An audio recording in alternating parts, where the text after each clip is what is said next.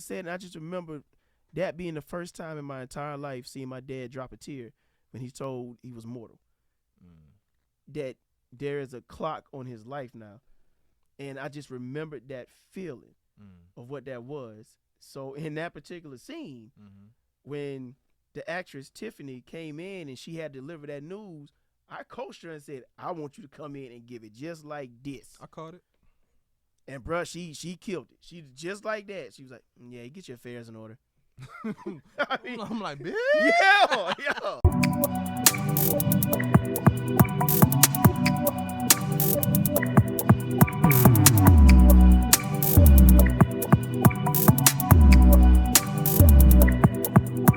We got a lot to talk about with this. Oh you know what man, I'm let's saying? go. You know what I'm saying? Let's go, man. Part 2. This just a little just brief format. So what I got. Oh for wow, you. that looks like my Chat I GPT got you, dog. bio. I got you, dog. Like, what I the- got you. I said, I oh, got that, you, bro. okay. Yeah, I got you. Always tell me, I don't want to know the questions, man. I shoot straight off top of the dome. Yeah, Let's go. man, that's all good. Yeah, you the real. It's Yeah, all you the real. good. The place to the time is now. You are tuned into the lunch table. You got your boy Savo in the building. Part 2 is only right, man. I got a special guest blessing blessing the place. Gonna take it away, man. You already know what it is. What's up, man? Everybody doing, man? It's me, Elrico Tunstall, writer, director, producer of not 1, not 2, but 3 full-length feature films shot right here in Pensacola, Florida, man. To God be the glory. Glad to be here. Man, you got the whole universe coming. You talking about 1, 2, 3, man. The to be continued, bro. What you have in store? Hey, we gonna get to it. Oh yeah. We have the man. We have Mr. Elrico Tunstall in the building. We got the chief. We got the head of the table. Yes. Anything you want to call it, bro. Leader. I just had Mr. Leader just left and attested to your leadership quality. Man. So he Man. really gave you your flowers, man. I appreciate that. But- Shout out to him. Yeah, man. Yeah, Yeah. man. But we really here to celebrate. I would say a huge milestone that you just Thank accomplished. you. Thank you so much. In my opinion, this is your magnum opus, sir. In my opinion, for people who don't know magnum opus, this is your best work so far. Thank you. Your best Thank work you. so far. And I feel Thank like you. this particular piece of work that you presented to the world Yeah. is very good to distinctively say, okay, this is who he is or who he should be judged. This is what he Yes. should be judged by at this moment. Agree. Don't judge him by what he did a couple of years ago. Mhm. Right here. Right here. This the magnum opus right here. Right there. This baby right. Let's take Yeah. it away. Let's take it away. Go ahead. Man, Southern Village is something that actually I wrote almost about 17, 18 years ago. Actually, the first draft of it came out while I was in film school. So me and my good friend Vinny Lamont, he read the first draft of it, and it was a short. And he was like, man, you got something here. So that was way back in film school when I first originally wrote the first draft. And to see it now, man, come to fruition. People think this stuff happens overnight. Mm-hmm. And it's something I wrote 2 weeks ago and just put out.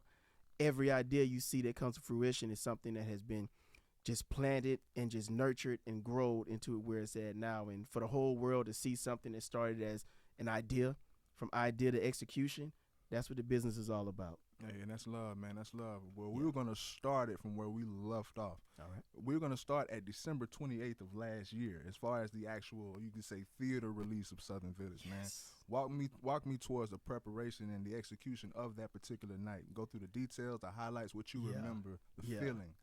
Take it away, man. Wow, man. So a lot of vivid memories stick out in my head about that particular night because we knew we had something special. With the help of Sean Yabui, man, my cinematographer, and my first AD, Pearl Star Ash, and got to shout out my producers, especially the one and only Eugenia Tunstall, an American film producer. She loves hearing that. But being able to take and show the world finally what we had worked on, and such a large crowd showing up, because I believe we did the fairgrounds first, and from there we promoted hard. We did everything, as far as getting the word out, but we knew going into something we've never done before, which is an actual theater premiere. I just remember going over and getting the place booked in Atmore Wind Creek Casino, and the manager there was like, we've never had an independent movie, come in and, do a screening here. And if it has been one, it's a short film, and they bring about 15, 20 people, right? We get there and we sell the place out to the point where they had to go to the store, Walmart, and buy more popcorn because there wasn't enough popcorn for all the people that showed up. And we had to put chairs in the aisles for people to sit down. So in Atmore, Alabama, at the Wind Creek Casino, we sold it out. and the people and the resounding effect of what we put on that screen that night resonated throughout the entire Gulf Coast because everybody left there talking about it. That's what's up, man. And from that date to now, you know, everybody's been waiting on it for the drop on Apple TV. I'm trying to form this question. I just generated it after listening to what you said, but I'm trying to keep it PC, keep it PG. But off of the, like you say, with the Wind Creek, the owner, when he said that usually independent artists, not artists, independent filmmakers don't really come through these doors and promote their films. Yeah. Did he say that, or did you take it as, okay, you're independent, you're not major, maybe this isn't the level for you, or hey, you're independent, you're not major, the nuts you got to take this gamble on a theater? How did you take that at that particular time? Because me, I would have, my mind would have forced me to take the latter. Yeah. Like, I'm independent. And? Well, I love that question. That is an amazing question. Way to phrase it came out perfectly. Let's just say, to that point, as we talked about before in past interviews, it took cojones to be able to say we're going to actually do a premiere at the Wahoo Stadium. It took cojones to say, hey, we're going to do a premiere at the fairgrounds. So for me to walk in there into a movie theater, I was just under the impression, and I just know because I have my self-confidence, I'm one of one. And if God gives it to me, he's going to take me through it. You independent? What? Sure? Okay. 100%. Yeah, independent. And I stand on that, where nobody has given me anything this far in my life except God. That's it. When it comes to this business, he is the one that supplied all my needs that I've asked for. And I've trusted him, and I've kept my faith, and he has surrounded me with a team that lifts me. He has surrounded me with the amazing, perfect wife to keep me grounded. He's blessed me in so many factors and facets of my life that one person just can't tell me no, and I'm going to stop. It's going to take more. One person can tell me to stop is God. So until I hear that voice, and no, and this anybody, when I rent from you, come to your theater, you can say whatever you're going to say, but just know when we come and you see From the Mind of Elrico Tunstall Studios pull up, we bringing a crowd. From the success of that particular release or that particular feature, were they quick to reach out to follow up to you for you to do it again? Let's talk about that. So that would aid towards the latter, what I was saying earlier. Like, okay, you sure you want to do this? Oh, we're gonna see you the gamble. Okay, we're gonna talk about that. So even from that, people don't believe you can do it. Exactly, they don't believe, and the thing about it, we always continue to just keep showing them. You know, like I said, I love doing these interviews and I love talking. But the best and most favorite thing I love to do is just show them by putting these projects out and just letting them continue to roll. So even with that, with the guy telling me, hey, you know, I've never seen this before, and then we show it to him, now I get a email and a phone call. Hey, can you bring it back? We run it again? Nah, man, I'm getting ready to take this to Apple TV. Like, I Next can't. level. Yeah. I just can't keep running it here. It's great, but we make projects for the world to see. It's cool for my neighbors and my church members and my cousins to see it. No, I want people in Bucharest.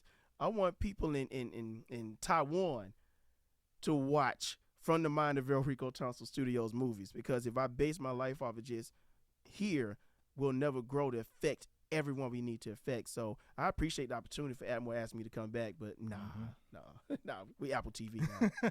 Well, we're going with good segue. Let's actually speak on the release, the official release for the world of Southern Village, man. Take it away. Yes, so we all were anticipating May 15th. I put the news out that it was coming a while ago, and I know before on some other releases we've had some snags where it didn't come exactly when it was supposed to.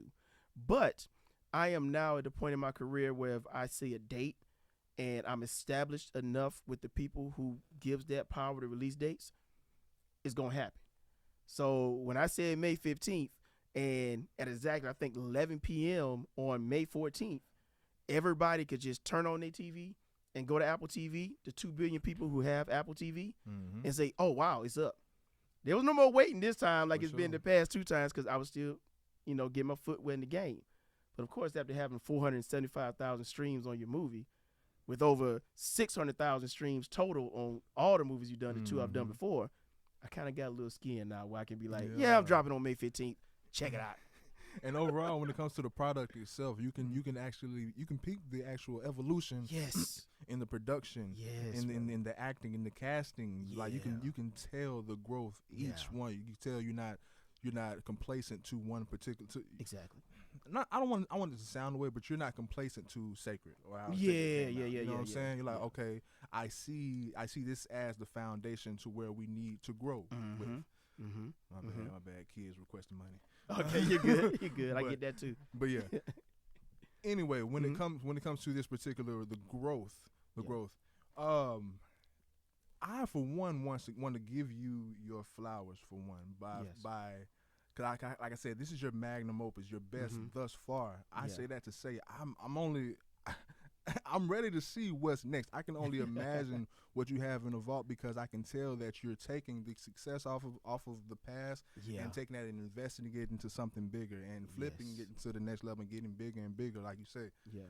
from the club Mm-hmm. to the fairground to Yep. the theater, Mm-hmm. streaming. Like, bro, Yeah. I see it. Oh yeah. I see it, Oh, yeah. and it's a pleasure to be the ones to take it back and enjoy the show. Appreciate it, man. Appreciate I it. mess with that. I mess with Oh, that. yeah. Now let's talk about Southern Village. Let's talk about Mhm. Southern Village itself. Mhm. I went in thinking it was just gonna be a movie on PTSD. It's so much more. So much more. It's so much man. more. Layers. But as far as the layer of PTSD, let's Mhm. touch back into that again. As far Yeah. as why that's so important to you and how that resonates to you personally. Well, so, me personally dealing with the PTSD factor of this movie, as I was developing it over the years, I was able to actually write it as I went through my recovery and through my processing of PTSD.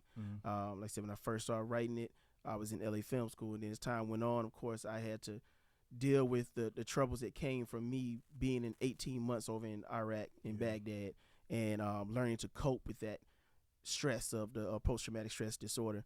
So as I was writing, I was living, and I was living, I was writing. It was all coinciding with one another. So when it came down to my final draft of it, and I kind of read it, and I just remember showing that final draft to my wife, and she was just like, "Man, you put yourself in this." And I said, "Yeah, people won't really realize it, but I put myself in it. Far as it's a battle every day between your faith and what you know is the right choice, and of course, paying for the sins of your past." Because over there, as military men and women, we have to do whatever we have to do to get back home. And the stuff that we see with our eyes, a good friend of mine actually came up with a great phrase this past weekend at a retreat we did, and it was called damaged. And with that, you live with that inside of you all the time, but you just learn to have that balance to be like, okay, you know what, I may be damaged, but, and that's what this movie symbolizes in my eyes, the but of it. I may have done some bad things in Iraq to those people to get back home, but I'm here now, I'm standing on my faith, and I will make the right decisions. There's nothing wrong with that. Nothing Yeah. wrong with that at all. Yeah. You kind of, I would once again, we segue, but kind of steamrolled over kind of the next question with that answer within that that explanation that you just gave. But being that you have your own personal story when it comes to PTSD via the military, was that the real driving force as to why you made or had the military layer of this particular movie when it comes to PTSD and how it actually ushered that subject in through military veterans? Yeah. So was it your actual personal experience that drove you to make that particular script? Because like we mentioned, PTSD can be found and trauma can happen anywhere. Yes. So this script could have taken place under any sort of setting. That's true. So was it your own personal experience that drove you to go that particular route? Yes, 100%. 100%. It was my own personal seasoning put in on this particular script. 100% from, like I said, my own personal experiences, and definitely allowing that to transcend and be seen by the audience. That's what makes everybody, I think, when the people finish watching it, they're going to identify with it, because it isn't just fictional. This is all reality of things that I went through that I put into the story. So yeah, and a good scene. I have a part later on in the interview where I have my notable scenes, but a good notable scene is the therapy scene, of course. yes. Can you touch on, as far as experience within your own life, whether you saw, whether it's close within your proximity or you saw through another associate, how PTSD can end fatal if not helped in some type of way? Yes. Once again, another amazing question from you, man, on this platform that you give to the world. For sure. I have to shout out Natasha Barber, and I have to shout out, of course, Jerome Evans and a prophet apostle Kendra Carr Panetta. I hope I said that right. I got all of that right. You know, I got to make sure I say the therapist. All right, got to make sure I say that right. But their performances, of course, a writer can write all day, a director can do what he does, but it takes the actor to bring it to life. So I just want to shout them out first. But I will say, for me personally, while I was in Arkansas in my intensive therapy that I had to go through for 2 months straight, and being there, my actual roommate, which I won't say his name on here, but my roommate who I was with for those 2 months, I remember going through the therapy, being there in those circles and doing what we had to do to try to better ourselves as far as dealing with this disease of PTSD. And it was shortly after, maybe about 45 days after we were released and went back home, I just remember getting a phone call from his wife saying that he had lost his battle with PTSD. And he was turning to the bottle and drugs and just, just overtook him. It's a real story, so man. it's real. It's a real story.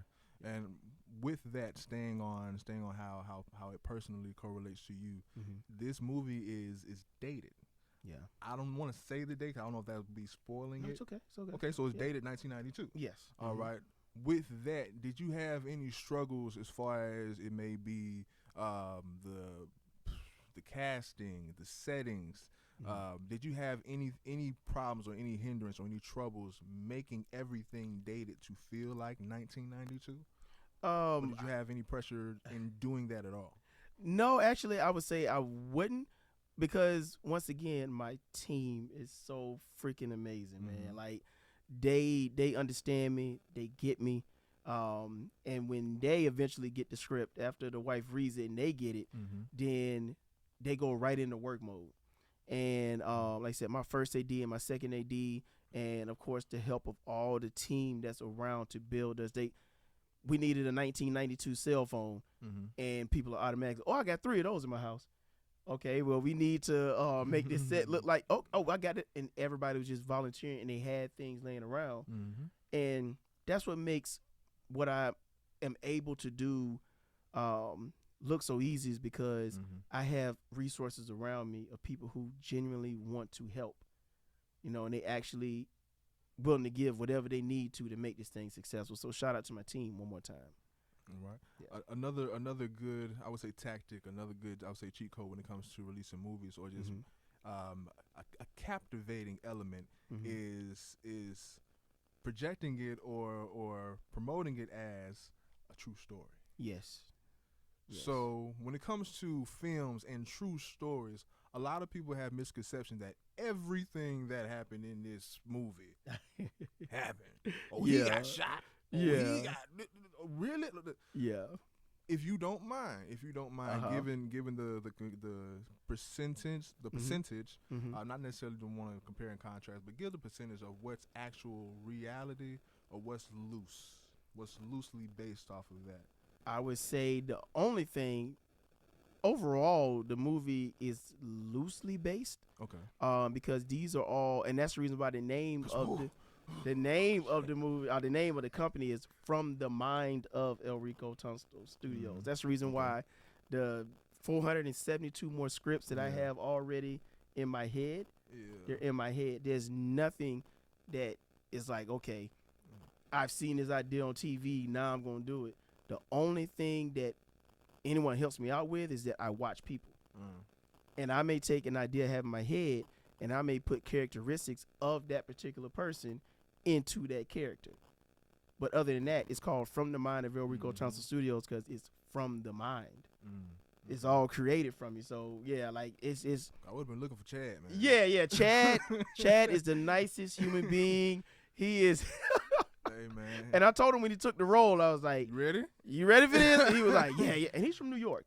He's from New York. So the southern accent you heard is definitely not his, but he actually went over to Crestview and hung out. And he sounded very conservative. Yes, man. But great guy, man. Shout out to Carlos Villa. Okay, shout out. let's go ahead and segue into that. I want to Mhm. touch on the notable scenes, man. Let's talk Mhm. about that therapy, because we just mentioned it. I don't want to breeze past it and it becomes a memory. Mhm. Let's speak about that therapy scene, because in my opinion, I think we have a lot of scenes that I say I really, really like. In my opinion, that's the best scene. Yeah. With Natasha, Mhm. if I'm getting Yes, the name right, Natasha. Miss Natasha, Mhm. and with Jerome Evans. Yes, So that's both correct. of their monologues really, I want to say, stole the show. Yeah.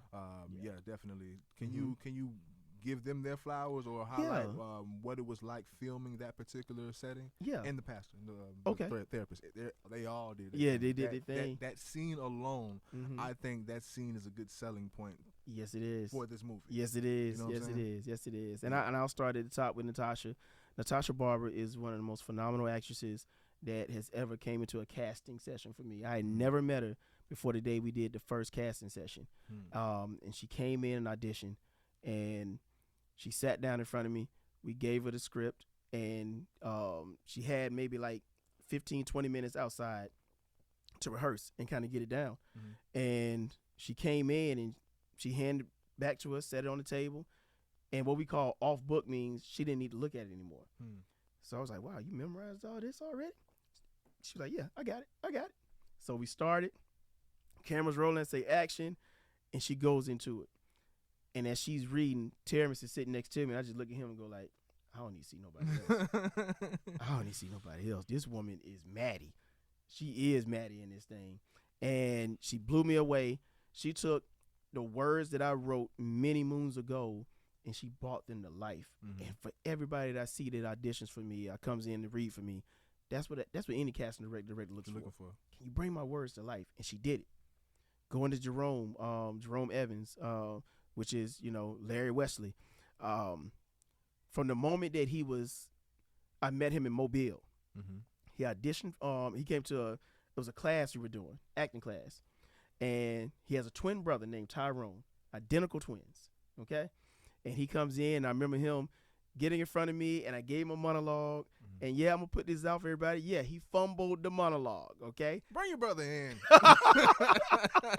He fumbled it, and I remember just me and Sequoia sitting there, and we gave him multiple opportunities, and he was like, "I got this, man. I know I can do it." And yeah, he did end up getting through it, but it wasn't the best. It wasn't the best, they could possibly be. And I remember time going by, years passed, and I ended up bringing him in to play Kyle in What the Heart Wants. He played a lawyer. Over time, he evolved. He became a better actor, stronger actor. He did stage plays, and I seen him get better and better. Yeah. So when the time came for a casting of this role of Larry Wesley, I remembered him, but I didn't remember the negative. I remembered what I saw in him. And that's the thing about me. I see stuff in people that nobody else in the room may be able to see, but I look past the exterior and I see the inside of what they could possibly do. Yeah. And conversations with certain people was like, "You sure? You sure?" I was like, "I don't doubt nothing. When God say yeah, that's it." And when he took that monologue and he flipped it on that day, I think he did his in one take. It may have been two. I was like, "That's how you bring my words to life." Jerome Evans is a beast. And we got more to talk about him later on in the movie, but that guy's a beast. Well, for one, shout out to you for actually peeping the potential in Mr. Evans. But, but definitely without that backstory, I thought he was like someone y'all had to call out and get a contract for and everything. But no, for sure. But yeah, he's going to enjoy hearing this in his areas. He's going to enjoy hearing this. No, but that's just a test of hard work, man, and how when you're serious about a certain craft and anything in life, man, if you actually put in that practice, man, it's going to become perfect. Oh, yeah. So I say that to say he put on an award-winning performance. Oh, did he? So yeah, did he, man? Without Amazing. that backstory, I would have. Yeah. If you had a multiple choice, like the names and backstories, like match up who, I wouldn't have thought that was him. Yeah, man. Yeah, man. And me and Pearl, we bought those guys in. We bought the lead characters in for about maybe 2 or 3 months before we started filming. And literally 4 days out of 7 days a week, they came to my office, and we drilled them and we worked them and we went over line by line by line to get them prepared for what you saw on screen on May 15th. That's streaming now. So, and lastly, I want to touch on Apostle Kendra Carr, Panita. She's a natural. She's a natural. It didn't take much of me saying, "Hey, I need you to do this or do that." With her, I gave her leeway, and I said, I want you to listen to this, listen to the script. I'm gonna give you just a couple little lines to fill in, but I want you to speak because she's really a woman of God. You could tell. And when she was speaking, you could tell, okay, wow, like this is coming from a real place. Now that's the authentic thing you was asking, what's real and that was real. That was just a shout out to her, man. Phenomenal woman of God. That's what's going on, man. Oh yeah. And as far as what we're discussing thus far about the movie, it seems all serious, all stoic, but no, it's not necessarily a drama within its sense. But I want to say you unlocked a good balance because perfect is subjective. You unlocked a very good balance of what we call a dramedy. Yes. You know what I'm saying? Exactly. So it wasn't too serious. You were able to pepper it in with some great hilarious scenes. Thank you. You were able to keep that consistent enough to where it kept it balanced. I would say. Oh yeah. To where I would say this is a real dramedy. What was that your intent or goal from the start to not have this so serious, even though this is more so a serious topic when it comes to PTSD and racism and everything, but let's lighten the load a little bit as well. Yeah, I feel like, man, I think that would have been the easy route. Just make this all serious and have everybody just angry the whole movie at things that were transpiring. The tougher choice was to take and add the comedic elements of some of the lines being said and some of the character work that was done by these phenomenal actors. I believe by doing that, that's able to make this particular production and film I believe will be a cult classic where people will go back and watch it again because those comedic elements are going to be the ones that people like, man, remember that one line? Oh, that line? And then you'll also remember the serious parts. So I believe as a writer, man, if you're able to weave that story and tell it, I mean, not everybody can do that. Not everybody can do that. So, yeah, I'm blessed in that portion of my life. A very notable scene that I would say brings that balance in would be the dance battles. I don't spoil it. But there's a certain scene where I think really, a lot of things you can say, and like I say subjective. You can say it stole the show. I like this scene. I like that scene. Yeah. And rightfully so. Yeah. Rightfully so. They're good. They're really good. But I'm glad you're saying that though, because like I said, for me, like I stopped reading comments. I know there's a lot of comments that be coming down. But I don't know what the people are thinking. I only know by the applause and, of course, the streams. But to hear you say that makes me know, like, okay, well, we're doing something there. I mean, for sure. Yeah, I love the scenes being stolen and all that. I love to hear that. No, that's great. For sure. Okay, so was that your intent to have, that particular scene, the dance battle scene, let's have this big enough to where this could possibly steal the show within itself? Like, whose idea was that? And how did that come about? So that scene was written in because we were going through a wave, and we call it a roller coaster of emotions. And of course, we come out in the beginning and how the movie starts, and then you got the dialogue between the friends, which is funny, and then you go into the love romance of it. And to complete the ride, because I knew right after that, at the curve end of that scene, it gets serious, especially with Chad entering. So I wanted to make sure that before we took everybody to that cliff and dropped them off, so for the climax, I want everybody to get that last little laugh out. And what better way than those comedic actors that we had a part of that, and even for DJ Gentleman George and DJ Blaze, K-Rock, for all those guys being a part of that scene, making it come to life. But the comedy and the timing, and the dance teams that was a part of that. I was gonna say that. Casey, shout out to her and her dance crew. They just brought it to life, man. But the plan was to take and have that last little bit of laughter and joy before we pull the rug on everybody and be like, okay, nah, it's serious. Ain't no more playtime anymore. And like I said, as far as going back to the balance, with that particular scene or just the comedic aspect alone, it holds its own. With that, the scene where one of the characters interacting with the kids in the hallway, like they're funny enough to where with the drama and you have those comedic scenes, like why is that here? Yeah, it's serious. Like why is that here? Yeah, like it does a good balance where it's like you can those can stand alone, so it's like, y'all need them there. Like, if not more of that. Yeah. If not more of that. A good, going back to what you said as far as how that shift came when Chad came in. For one, I wouldn't have let Chad slide. I don't think I don't think he should have let Chad slide. But that's beside. Yeah. And also with the dance battle, I issue a revote. I issue a revote. I think it was if it wasn't for the dance team, you in know the what I'm back, saying? yeah, I think the other side would have had it, you know. yeah. So I was messing with y'all, you know. What I'm saying? I was messing with y'all side for the most part. But yeah, I demand a revote. Oh man, I got the old people had to take that one, man. The old man, people had to take it, man. So I get it, but hey, I would have been on the other side for sure. I got you. Another really notable scene that I would say, and it's a funny scene, but it has a very profound and distinct message. The Callie being disrespectful scene. Oh yeah. The Callie being disrespectful scene, and how it took that old time discipline or old school medicine, as y'all say, to kind of kick her back in the shape. And that whole scene, like it delivers a message that's very important and very profound, but yet overlooked in today. Yes. And the fact that it's overlooked is so detrimental to us as a people. But can you explain or tell the people, or even tell me, why that was so important to interject within this movie, that particular message, to steer the youth in a certain way? Okay, so I personally kind of pull a little of myself in that, because when parents are gone for a while in the military, and once one parent is actually raising a child by themselves, and you come back from whatever the deployment that you're on, normally that parent that comes back doesn't have the control of the children, because the children have only heard one voice. They only, and in this particular situation, I switched it where it was the mom who was dealing with the PTSD and the dad had been there, so they respected him, but she had been going to war. Then she comes back, and now she's, in recovery at this facility trying to get better, and that daughter's getting older, so she ain't mama no more. And that's something that never really gets touched on when we talk about that's something that people that's dealing with coming back from overseas have to face every time, because we're going for 18 months and our children continue to grow up.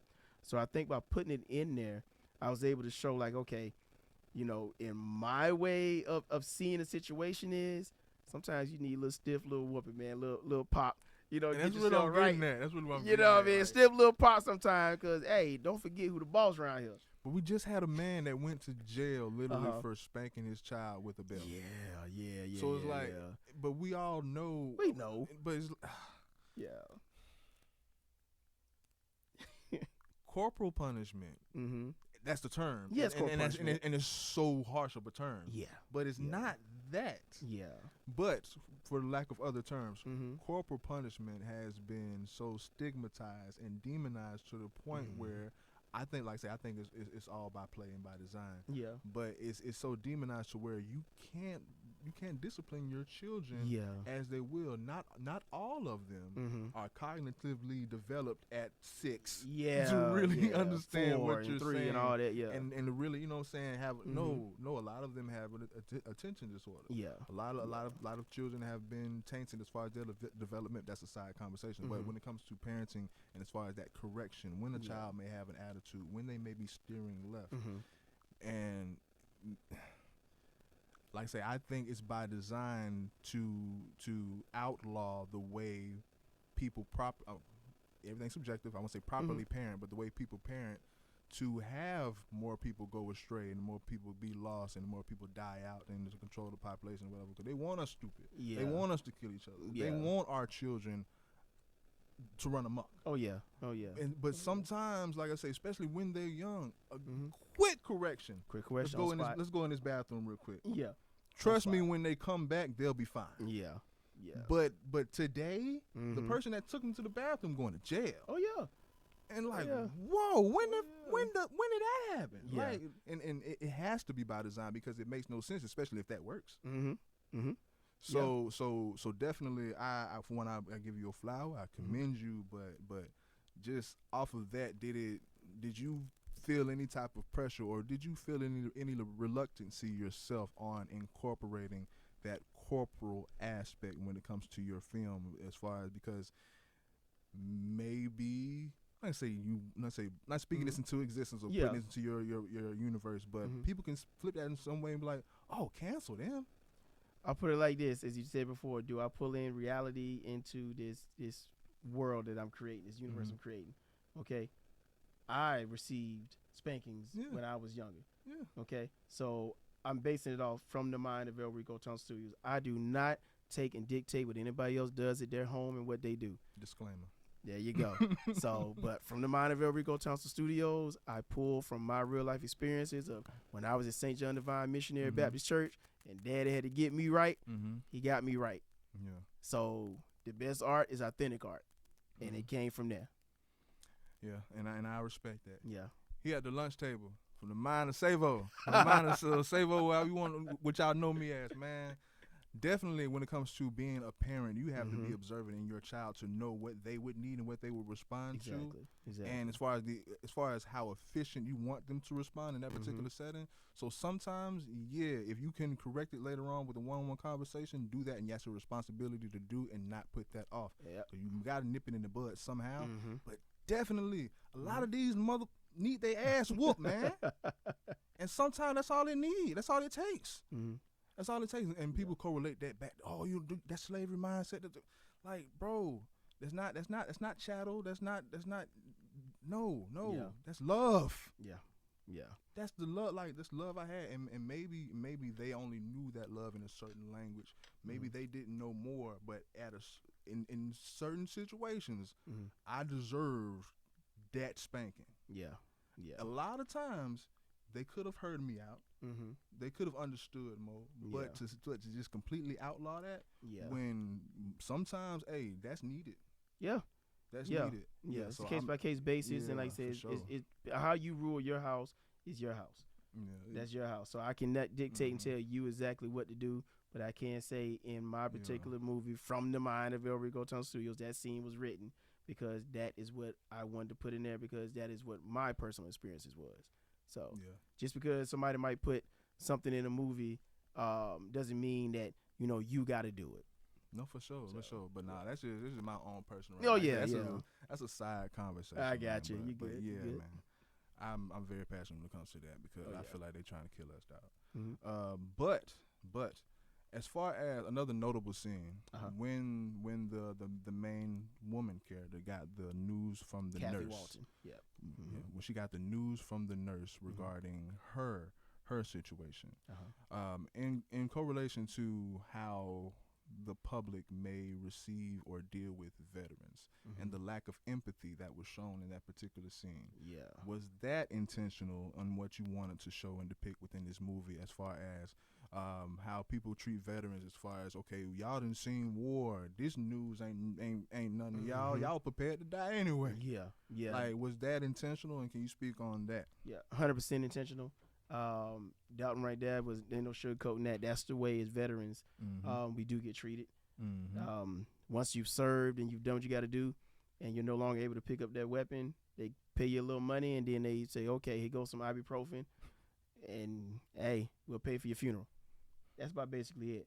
So I didn't want to take in and not show the real on how that stuff really goes down, because the doc didn't even show up. Yeah, doc didn't even show up. And just even with that being the diagnosis for Kathy Walton in that particular scene, I remember when my father got diagnosed with cancer. I was in the room with him, and I'm not going to say what hospital we were in here in Pensacola, but I just remember sitting there because my dad's legs were swelling up, and I'm sitting in the room with him, and they come back after they run all the tests, and we're like, okay, well, maybe he just got a little fluid build up, blah, blah, whatever. Doctor walks in, him and another doctor, just cold as ice. All right, so your results are back. Looks like you have we found cancer all pretty much spread throughout your body. It's at stage 4. So and I just remember sitting there with my dad, and we just sitting there going like, okay, this is, it's so mundane with this shit. Yeah, it's, like it's almost like telling me, tell my dad he got a cold, and you got a cold, and but no, telling my dad to his face, you got cancer. It's stage 4. Yeah. And so I go like, okay, well, yeah, we're going to be able to fight this? Because I don't know. I am oblivious to what cancer, other than what I've seen on TV or whatever. Nah, he's got about maybe a month, 2 months. And they've been too desensitized to death, bro. Cause they deal with this shit every day, all day. Yeah, it's like the 3,600th death that they've experienced. Yeah. So it's there was no remorse, no nothing in their voice when they said it. And I just remember that being the first time in my entire life seeing my dad drop a tear when he's told he was mortal. Mm. That there is a clock on his life now.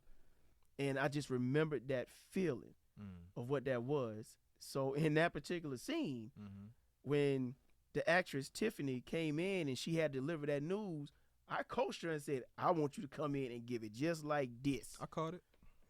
And bruh, she killed it. She just like that. She was like, yeah, get your affairs in order. I mean, I'm like, bitch. Yeah, man. Yeah. But no, for sure. Like, man, overall, because I don't want to, because overall, the movie, I salute you on the movie. Yes, sir. The movie gets a thumbs up for me, but oh, yeah. I don't want to harp on it too much. Definitely, this is going to be just promoting the movie, telling people to see the movie. Yes. But I feel like the more and more we get into it, we're going to start spoiling it. Spoiler. Yeah, so far I've been giving my pros thus far. As far as cons, because I'm on it. This is my really my only con. Okay. And it's a pro in the same sense because it's a great scene. All right, rip the Band-Aid off. Who the preacher? Oh, that is Pastor Mosley in Loxley, Alabama. It's Deuteronomy. Okay. It's pronounced Deuteronomy. Okay, and he mispronounced it. Deuteronomy? Said it like 8 times.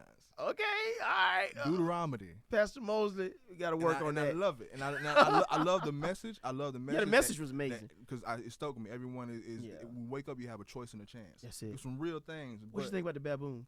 The baboon sticking his hand in the hole, and every time he tried to open his hand, he couldn't get it out. I go to church. So I was raised with that message. I understand that. I was always raised with that particular parable. But yeah.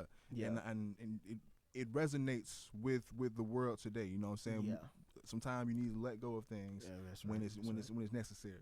But definitely, I resonated with that message because, of course, I was raised in the church, and you know what I'm saying? I've had a preacher pastor my whole life, so I know different messages or different sermons.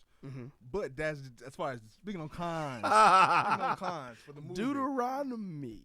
It's Deuteronomy, and all respect, pastor, all respect, brother. But my bro said Deuteronomy like 8 times. Man. I got you, man. I'll be getting a call after this interview. I'm sorry, man. I'm sorry. Hey, go back and look at the scene, because like I say, because I'm very honest and transparent with my analysis. And trust me, I'm not hating. I appreciate that, bro. Give it to me straight up. Yeah, but like for y'all, I'm like, dog, no. Yeah. And I was hoping like y'all didn't catch that, like. Bruh. Deuteronomy. I promise he said Deuteronomy. We can pull it up right now. I still got it on my phone. I bought it last We'll night. watch it on Apple TV right after these books. You hear me? but that would be my only thing. Okay. We're gonna slide back, but we're gonna slide off and slide right back into your film, man. Let's type into your ties and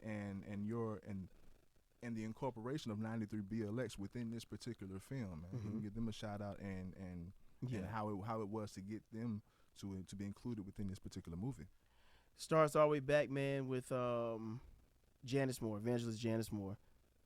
She is a person that from day one when I met her in a relationship with her, was able to get my so-called big toe in the door.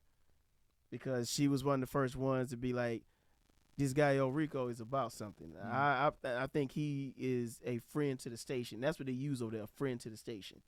And by her doing that, she introduced me to 2 people, which was, and I had knew Felicia Albritton too. Felicia Albritton is an amazing woman too over there, who's the PD of WGOK. But Janice introduced me to Yama Scott, and of course the PD, DJ Gentleman George.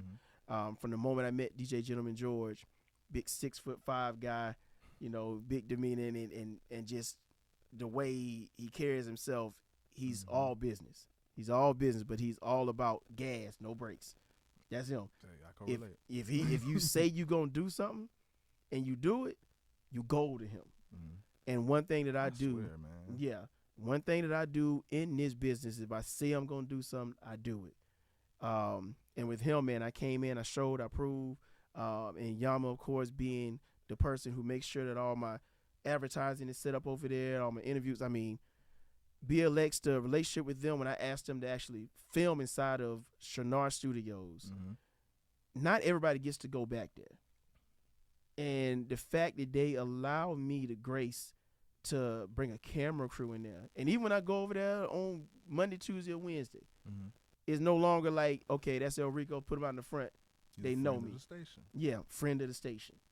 And for them to allow me to go in there and film like we did, man, is hats off to them, because they have helped every single film from What the Heart Wants to now to become even bigger and better.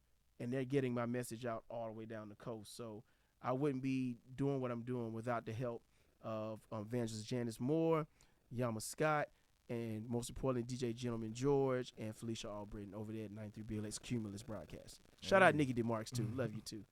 Shout out to them, man. Definitely had to plug them, man. Oh, Definitely yeah. had to plug them in, because I always love the crib. Oh, yeah. But back to your films, and we're going to speak on the Sacred Universe. Are we still sticking with, that's the name, the Sacred Universe? Sacred Universe for, Southern Village, because now we're moving into, especially at the end of this quarter going in and going into 2026, we're going to be expanding with other projects. I'm sure you're going to ask me about those. I was just going to say. Yeah. But right now, the Southern Village is the cap for right now. So we've got 3 films that are all related to the Sacred Universe, which is going to be the Brooks universe, by the way. I know, I'm sorry. I got to put it out there because I don't know who's watching this. That's 2 segments later, man. All right. But no, definitely speaking on the Sacred Universe, and definitely genius on how you're creating this universe with all of these movies and how everything ties into each other. Yeah. Very notable scenes. Mentioned the construction company remodeling. Rooms at Sacred. Oh, there it is. There it is. Like Leonardo DiCaprio. We just there it is. That little meme. Yeah. That one. The whole barbershop scene with the reveal. Yes. Reveal. But this what was your reaction when the chair spun around? Like, what was you going like? What was? I want to know. I'm sorry, I'm interviewing him now. What was your reaction to that? I had a few. I had a few. Okay. First one was oh shit. I want to keep it. But first one was yeah. The second one was okay. I anticipated it tying in somehow. Yeah. And throughout the movie, of course, I jotted down how it correlated. But when I'm like, okay. It put me in the mind of some of my favorite shows, Family Business, and put me in like Empire. I'm like, okay. Overall, my reaction to that was, damn it, that's how you do it. That's it. That's it, brother. That's how you do it. That's it. With that, what I drew from that being that you have the doctor from Sacred. Yes. And then you have a Larry. I don't want to spoil it and say how they correlate. Yeah. But with your love from the WWE, because I want to see if this has anything to do, or are you even if this is even apparent to you with those 2 characters when it comes to any storyline. With take the WWE for example, we have the championship belts here, so I'm pretty sure you're familiar with different lords within the WWE. In order, a key thing to make any storyline sell, you have to have a good they say baby face and heel. Yep. Was it your with these 2 main characters, you can distinctively see who is the quote unquote baby face or the good guy character and the heel. Yeah. Now, not to mistake, or as far as misconception, if you're a heel, that doesn't necessarily mean you're the bad guy, the villain, the second off guy. You can very well be the main character in this storyline. Yeah. You're just the heel. You're just the guy not to fuck with, pretty much. Anti-hero. You're the anti-hero. You're the anti. Did you go into this particular universe with the inspiration from the WWE to have that in mind, to say, hey, this universe needs a good guy or baby face, and it definitely needs a heel? 100%. Yeah. Yeah, because I knew what we created on the very first one, and we established, which unbeknownst to us, we established an anti-hero. He was a heel from the top, from the start. Yeah. The doctor was a heel. Yeah. Yeah, for and sure. And once this story unveils and pulls back all the layers of what's going on, they're going to realize the purpose of why he does what he does. segue into my next point is my next point is with the WWE we see that flip flop all the time. Yes. So within the sacred universe, do you have any plans, or can we anticipate the heel and babyface roles to flip at any point? Yes, you can definitely. I will spoil that. Damn it, that's how you do it. That's definitely coming, brother. That's definitely coming. Yeah, that's what's up, man. You gotta keep the people, man. Like interested in. I believe you got one character just stagnant the whole way through, and I've seen so many countless shows. One dimensional. Nah.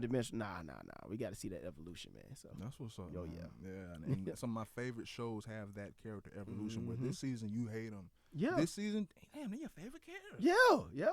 But I think some of those are some of the best shows, and some of those are some of the ones where the writers and the developers have said, you know what, we're not giving up on this. Exactly. We can still do something with this. Exactly. And I love the fact that they do it. Exactly. But we say all that to say, y'all go see Southern Village. Yep. Please go see Southern Village, Apple TV. I watched last night for research purposes, but I was pleasantly pleased. Thank you. I was pleasantly pleased. Thank you. This is my first interview for SV, and I got a bunch of them lined up here coming up next couple of weeks, but I wanted to make sure I was on your platform first to give you the first one. So I'm sure when everybody watch this, they can take y'all notes, bro. I'm gonna do it right. That's right. And I pray that everyone builds off of this. If they watch this interview, I want all of your interviews to be better and better and better and better. But definitely, I'm gonna ask what needs to be asked. That's right. If I miss anything, feel free to try to DM y'all. There you go. But we're gonna cap that as far as the Southern Village, and we're gonna move past that. Say timeline. To this past weekend, or this weekend, we're still in this weekend, but this weekend that just wrapped up, man. Let's speak on this men's retreat. Yes. Can we really plug that into what happened, because it's going to be more to come, correct? Oh yes, correct. Plug that men's retreat. So with our endeavors of the Tunstall Legacy Foundation, which is our 501c3 that me and my partner Alex Dennis created sometime last year. We decided to start something called a men's retreat, which is Desperate Conversations. We're not necessarily calling it a mental health retreat, but it's a men's retreat that encapsulates everything that men go through, far as with their family, far as dealing with your marriage and life, but it's not so much given a clinical diagnosis of what's wrong with you. Yeah. No, we're just men having conversations with one another to try to help build up our fellow man. At the end of the day, in my opinion, I think some of the best help is just for people to realize that they're not alone. That's it. And that's exactly what we did this weekend. We were able to give an outlet for a large group of men to come together at the Yogi Bear Jellystone Park in Alberta, Alabama. Shout out to them. In a very, very conducive environment where there was art therapy, where there was actual yoga. We shout out to Rodnisha Jones, who led that session for these men. There was fishing, catch and release fishing. There was just so much we were able to have these men do and actually open up about that they normally don't get to do in their day-to-day lives. So with the Tunstall Legacy Foundation, this is the first of many activities we're going to start doing, not just with the men's retreat, but we want to also do a women's retreat and a couples retreat and a family retreat coming up soon too. But Tunstall Legacy Foundation is all about giving back and inspiring, people to actually do more with their families. And with the whole foundation and that agenda and that whole just aspect on life, can you just expound more on why that's so important, and why do you feel like that's needed, and why you feel like you need to take the reins or create something for that quote unquote medicine that the culture needs? Because I need it. I have to, first of all, realize that, okay, I see what's going on in my life. And I look around a lot of times and I have to say to myself, okay, who do I have to talk to? Who do I have to vent to? And I have a circle of friends. And I don't want to interject, but because I feel that all too well. But who do I have to talk to? And another way of saying it, who can I really trust with this information? And I have that certain circle that I do have, and they're in this room right now. But when it comes down to it, I know there's other men who don't have that. And if I can take and formulate and create something where men can come together, where it is that circle of trust, for lack of better words to say, where men can say, okay, you know what, I bring these burdens and these problems here, and I feel safe to talk about it, then that's a win. That's a win. And for me, going through everything that I go through every day through my PTSD, and also trying to become the better husband, become the better father, you know, it doesn't hurt to hear other people who may be going through the same trials I'm going through and how they're dealing with it, and maybe we can come up with a solution. Yeah, man, nothing wrong with that, man. Like, once again, salute you for taking that responsibility, because it's very, very vital and important and pivotal as far as our existence, in my opinion. Oh, yeah. And shout out to everybody who's doing that already, because there's a lot of people who handle the mental health things and everything in our community. And I do not want to take away from them.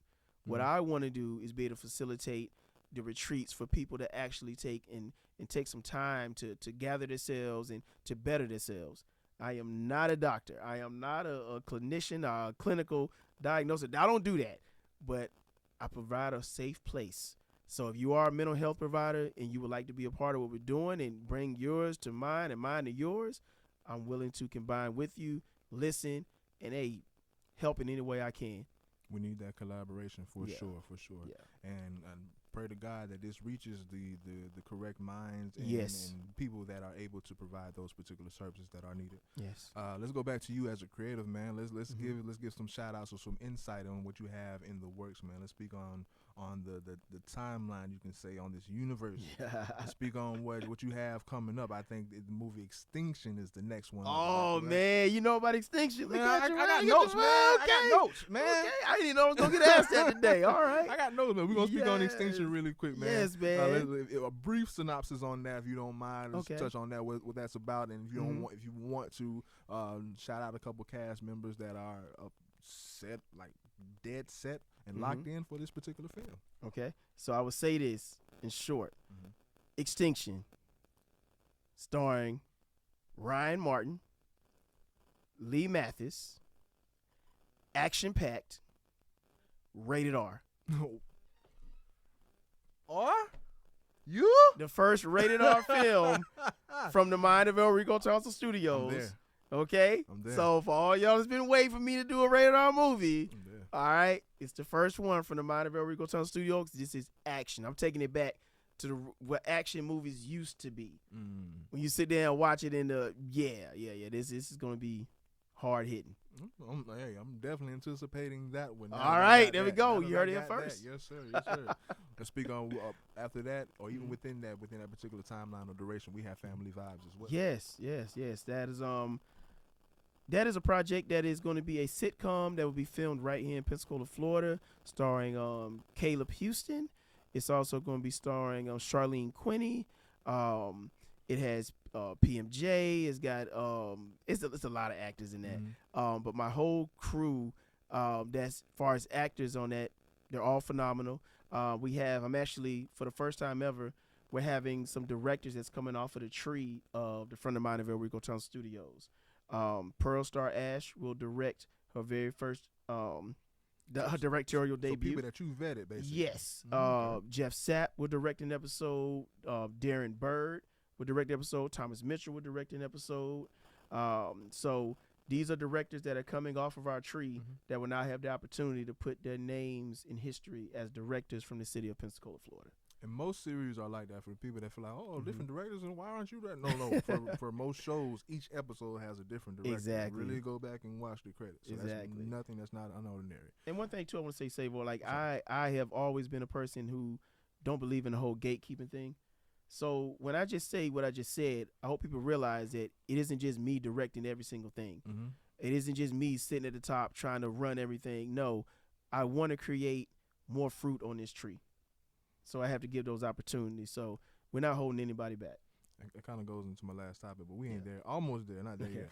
So we spoke on Extinction, family vibes. Now, the last thing that I saw on the universe to come that I'm most anticipated, most interested in is the Brooks. Because I feel like by that time, like I say, as of now, Southern Village would be the magnum opus in my opinion. Like that's as of now. Yeah. But I feel like by the Brooks.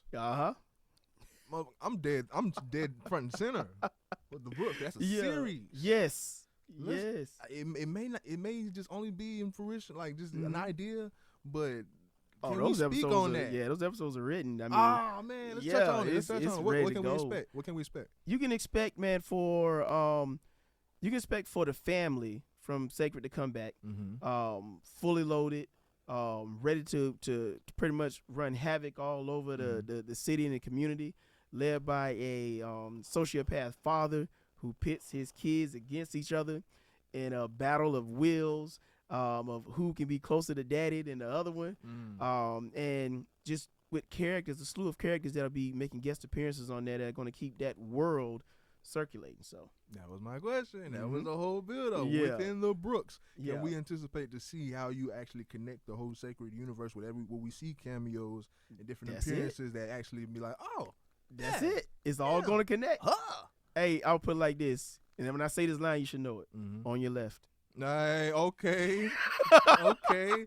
Some old Marvel Captain America type stuff. Y'all don't understand. You know what I'm saying? Nah, I mess with it. But hey, man, last question that I have, and you so you just touched on it. As I went back to our last interview to see what I wanted to pick and choose out of to incorporate in this one, you said something very profound, and I want to ask: does that still stand with you today? You mentioned, or you stated your end goal. Today, is your end goal still to cultivate a conglomerate of film creators? Yes. I that is the ultimate end game. That is the goal. To soon, very soon, have 24 to 36 acres of land where creatives alike can come together and actually do something in this part of the country that is free from all constrictions that may be in other places, and to help the economy here. Yes, to help the economy that's here in this area to thrive even more, to create jobs, to create stronger just stability in our community through building this land of hope that we're going to, not hope, but a land of foundation that we're going to lay, which is from the mind of Elrico Tunstall Studios, where you come here, you can work, get paid, and live, not just, show up and it's a one-time thing. No, we're here. We're here. So yeah, that's the end game. That's the end game. I respect it, man. You know, I tip my hat to you.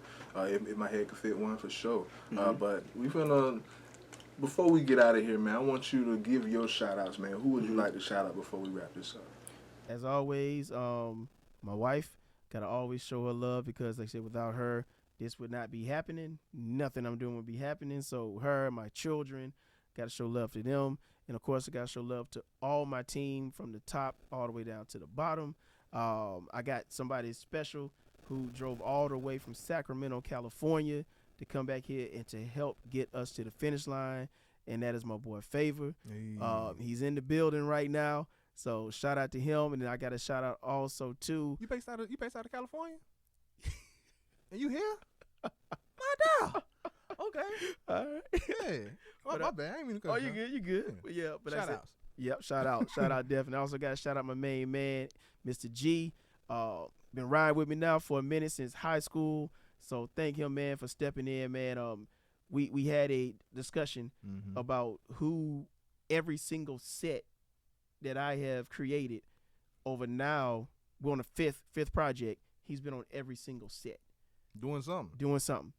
And I appreciate him, man. I appreciate my top 1% brothers. Alex Ennis just got his MBA, which coincides with our company structure.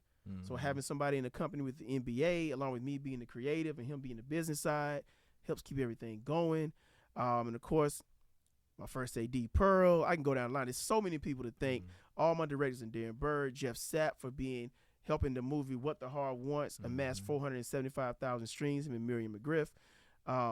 Just so many people I can thank, but just know from the mind of Elrico Tunstall Studios, we have created such a great environment as far as a family environment as a company.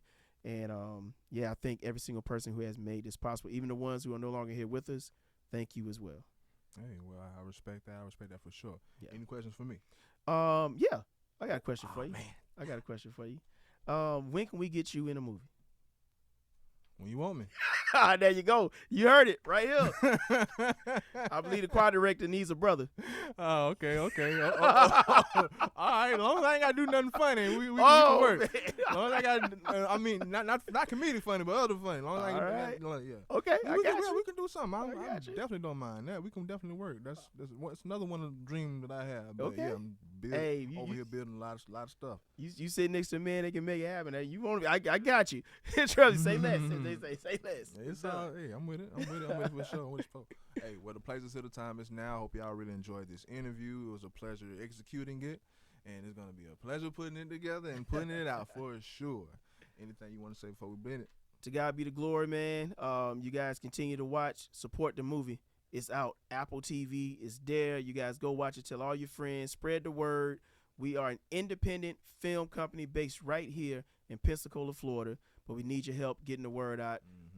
Hey, this is the media right here, the new age media, the media that allows guys like me to actually get our word out. So thank him. You guys continue to support his platform.